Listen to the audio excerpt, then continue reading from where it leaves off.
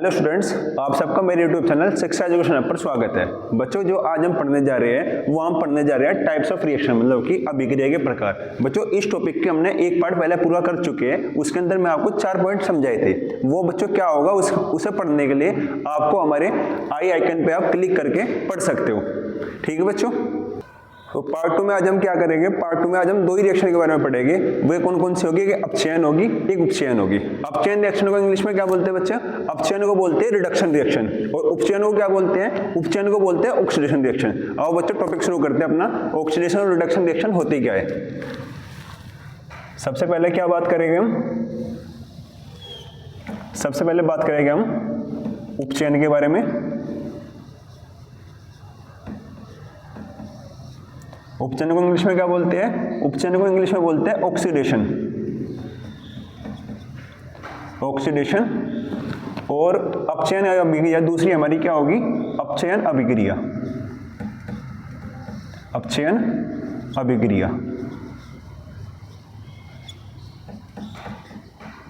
इसको इंग्लिश में क्या बोलते हैं? Reduction reaction.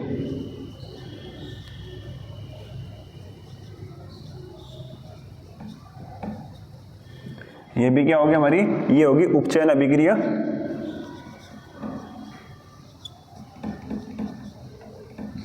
और ये हो गया ऑक्सीडेशन रिएक्शन।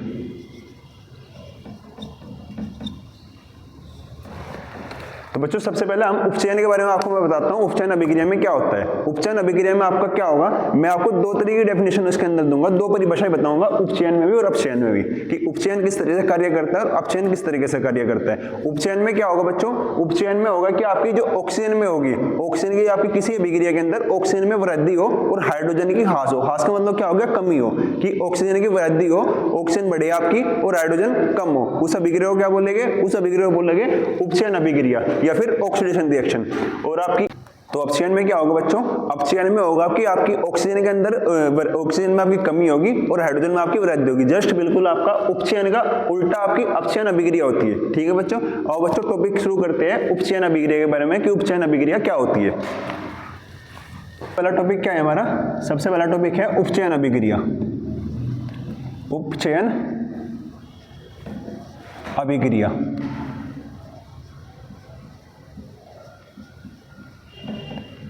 उपचयन अभिक्रिया इंग्लिश में क्या बोलते हैं? इंग्लिश में बोलते हैं ऑक्सीडेशन रिएक्शन। Oxidation reaction.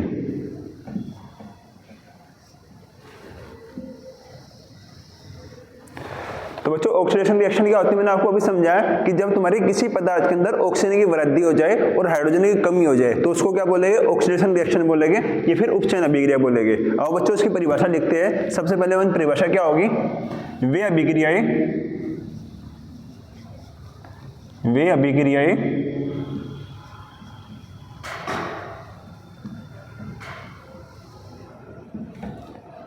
जिसमें किसी पदार्थ में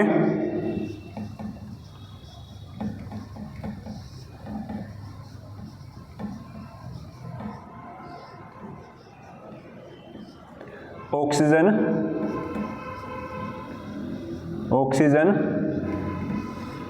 की वृद्धि हो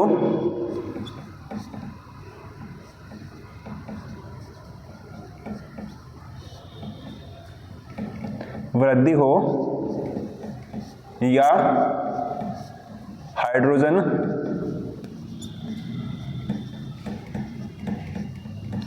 का ह्रास, या ह्रास को हम क्या लिख सकते हैं? कमी लिख सकते हैं। या हाइड्रोजन की कमी हो, उस अभिक्रिया को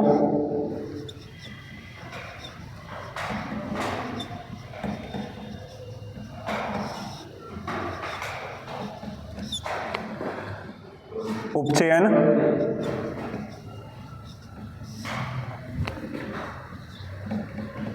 या ऑक्सीडेशन अभिक्रिया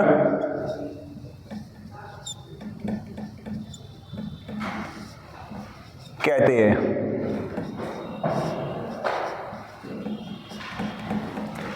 ठीक है बच्चों, समझ में आया? हमने क्या बोला, उपचयन अभिक्रिया क्या होगी, वे अभिक्रिया जिसमें किसी पदार्थ में ऑक्सीजन की वृद्धि हो या हाइड्रोजन का ह्रास हो या कमी हो, उस अभिक्रिया को क्या बोलेंगे, उपचयन अभिक्रिया कहेंगे। ठीक है बच्चों, अब इस टॉपिक के बारे में अब एक रिएक्शन लेके समझते हैं कि उस रिएक्शन को किस तरह समझाएंगे। तो बच्चों रिएक्शन क्या होगी हमारी, रिएक्शन एक होगी हमारी, हम बोल सकते हैं कि हमने क्या लिया, यहाँ पे हम लेते हैं Fe2O3 और प्लस यहाँ पे क्या लिया हमने, यहाँ पे लिया कार्बन मोनोऑक्साइड, साथ में हमारे यहाँ पे क्या बना 2Fe बना और प्लस 3CO2 बना। तो बच्चों आपको मैं दिखाई देता हूँ यहाँ पे, इसमें क्या हो रहा है आपका, यहाँ पे 3CO है क्या, यहाँ पे 3CO होने की वजह से क्या हुआ, यहाँ पे 3CO से आपको यहाँ पे CO2 बन गया, मतलब कि कार्बन डाइऑक्साइड। इसमें क्या हुआ, आपकी ऑक्सीजन की वृद्धि होगी, जैसे कि हमने पढ़ा था किसी पदार्थ में ऑक्सीजन की वृद्धि हो जाना, तो इसमें क्या होगा, इस पदार्थ के अंदर ऑक्सीजन की वृद्धि होगी, तो उसको क्या बोलेंगे, इस अभिक्रिया को बोलेंगे हम लोग उपचयन अभिक्रिया, उपचयन या फिर ऑक्सीडेशन। मतलब कि ऑक्सीजन का बढ़ जाना या फिर हाइड्रोजन का कम हो जाना, ये तुम्हारी क्या होगी, ऑक्सीडेशन रिएक्शन होनी। और बच्चों अब बात करते हैं रिडक्शन अभिक्रिया। तो अब बात करते हैं बच्चों अपचयन अभिक्रिया की। अपचयन अभिक्रिया,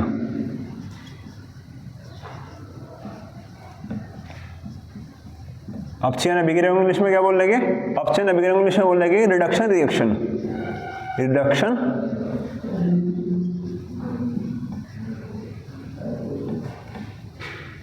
रिएक्शन। बच्चों अपचयन अभिक्रिया रिडक्शन रिएक्शन आपकी उपचयन या फिर ऑक्सीडेशन रिएक्शन की बिल्कुल जस्ट उल्टी होती है। ऑक्सीजन वाली में क्या था कि आपकी ऑक्सीजन में ऑक्सीजन की वृद्धि हो रही थी, ठीक है, उपचयन में क्या हो रहा था कि आपके ऑक्सीजन की वृद्धि हो रही थी, पर इसके अंदर आपका क्या होगा, अपचयन के अंदर ऑक्सीजन की कमी होगी पर हाइड्रोजन की वृद्धि होगी। इतनी बात समझ में आई, ऑक्सीजन की कमी होगी और हाइड्रोजन की वृद्धि होगी। तो अब बच्चों परिभाषा देखते हैं कि अपचयन की अभिक्रिया की परिभाषा क्या होगी। वे अभिक्रिया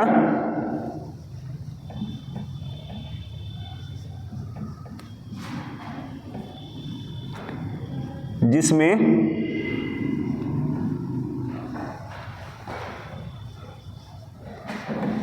किसी पदार्थ का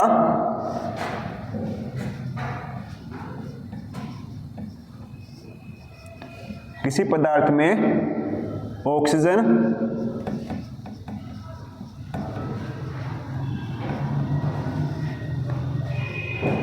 का ह्रास हो,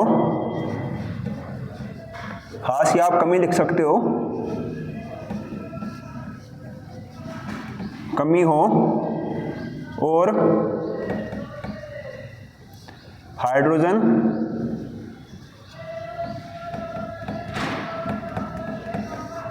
में वृद्धि हो, वृद्धि हो, उस अभिक्रिया को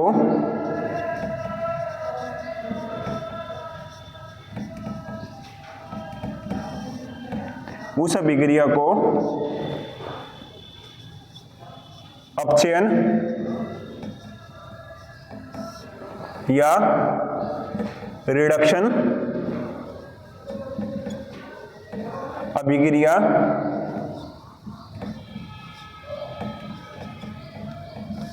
कहते हैं।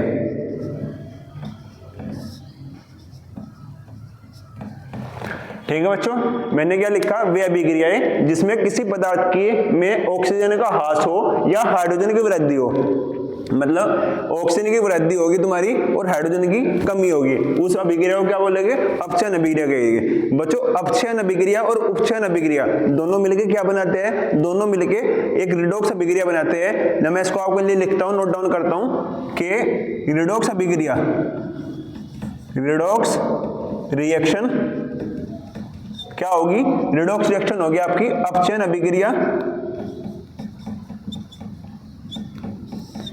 अपचयन अभिक्रिया प्लस उपचयन अभिक्रिया।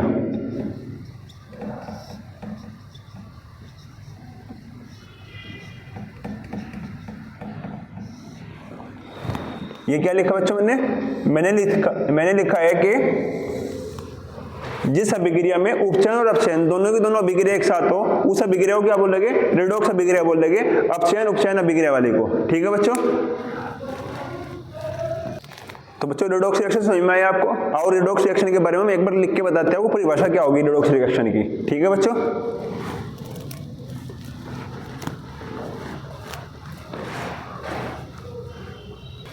तो बच्चों रेडॉक्स रिएक्शन क्या होगी आपकी,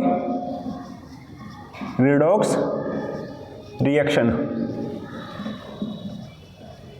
रिएक्शन को हिंदी में भी आपको ये बोलेंगे रेडॉक्स अभिक्रिया। ठीक है, तो आप अपना आप लिख सकते हो कि रेडॉक्स अभिक्रिया क्या होती है। तो बच्चों रेडॉक्स रिएक्शन क्या होगी हमारी, वे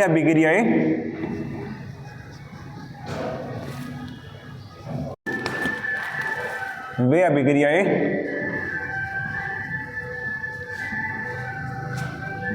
जिसमें उपचयन व अपचयन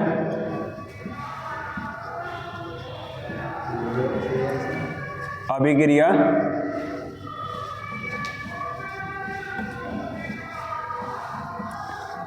एक साथ हो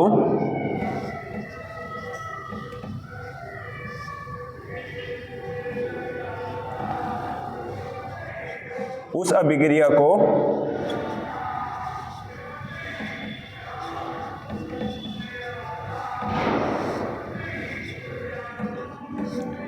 रेडॉक्स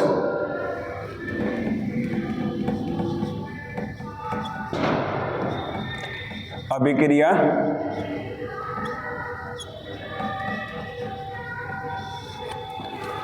कहते हैं।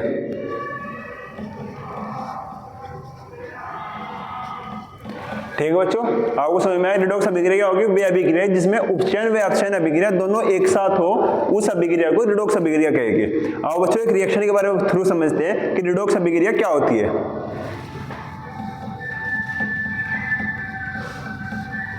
हमने क्या लिया यहाँ पे, हम ले सकते हैं यहाँ पे कॉपर ऑक्साइड किसके साथ अभिक्रिया कर रहा है, हाइड्रोजन गैस के साथ अभिक्रिया कर रहा है। और हाइड्रोजन गैस के साथ अभिक्रिया करने के बाद क्या बनाया, यहाँ पे केवल कॉपर रह जाएगा और प्लस H2O पानी के रूप में बाहर आ जाएगा।